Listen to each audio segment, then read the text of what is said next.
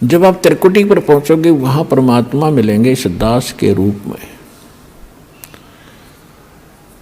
अब जैसे आप यहाँ गुरु जी के प्रति जैसा व्यवहार, जैसा विचार और जैसी श्रद्धा आपकी है, ये आपकी यहाँ रिहर्सल कराई जाती है कि गुरु मानुष कर जानते ते नर कहिए अंध, ओवे दुखी संसार में आग काल के फंदे।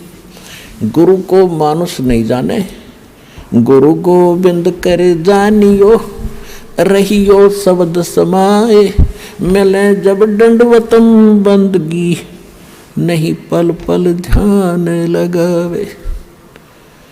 गुरु गोविंद दोनों खड़े काके लागू पाए, बलिहारी गुरु अपना जिन गोविंद दियो मिलाए। अब परमात्मा ने यह सिद्ध करना हमारे को एक ट्रेनिंग दे रहे हैं कि जैसा व्यवहार आप इस दास के प्रति कर रहे हो ऐसा ही भगवान के प्रति माना जाएगा। और जैसा आप दिन में रिहर्सल कर रहे हो, रात में सौपन भी वैसे ही आएंगे। तो संसार छोड़कर जब जाओगे आपको सौपन सा बनेगा। तो जैसा आपकी आस्था यहाँ वहाँ तो सामने स्पष्ट नजर आओगी, तो वहाँ आपकी परीक्षा होगी। अब जैसे वहाँ गुरु जी के साथ भगवान खड़ा हो, आपने परमात्मा को देखा नहीं, केवल चित्र चित्र देखे हैं उनके, तो वहाँ जाकर आप किसको प्रणाम करोगे? गुरु गोविंद दोनों खड़े किसके लागू पाए, बलिहारी गुरु अपना जिन गोविंद दियो लाए। यानी हमने इतना दृढ़ होना है इस मार्ग पर सफल होने के लिए।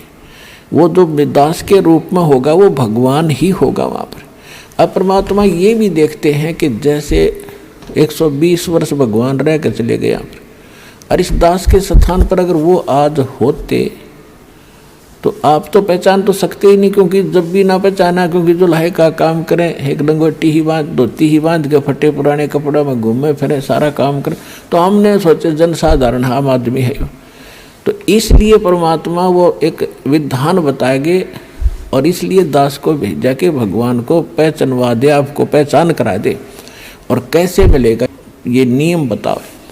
तो जैसे उस समय भगवान होते इस दास के स्थान पर आप जैसा व्यवहार करते, तो भगवान ये सब आपके अकाउंट जमा होता रहता आपका कि इसका कैसा व्यवहार है, कैसा विचार है। तो अब दास ये देख रहा है, दास के प्रति जैसा आपकी भावना, जैसे आपके विचार, आपकी श्रद्धा है, तो आपकी वहाँ बुक में लिखे जा रहे।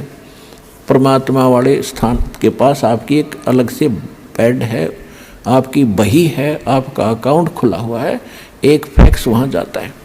तो उस समय फिर आपका जैसा स्वभाव आप वहाँ प्रयोग करोगे त्रिकुटी पे, जैसा आप यहाँ कर रहे हो एज इट इज होगा। फिर वहाँ से अगर गलती कर दी तो आपको फिर भी वापस पटक दिया जाएगा, वहाँ से भी आपको फेल होकर वापस निराशा हाथ लगेगी। यहाँ अलग बात है कि किया हुआ कर्म यहाँ ऊपर के ब्रह्मांडों में आप देवता बने रहोगे हजारों लाखों युगों तक, और फिर वहाँ आपकी पूरी पूंजी भक्ति नाश करा कर ये वापस पटक देगा धरती पे।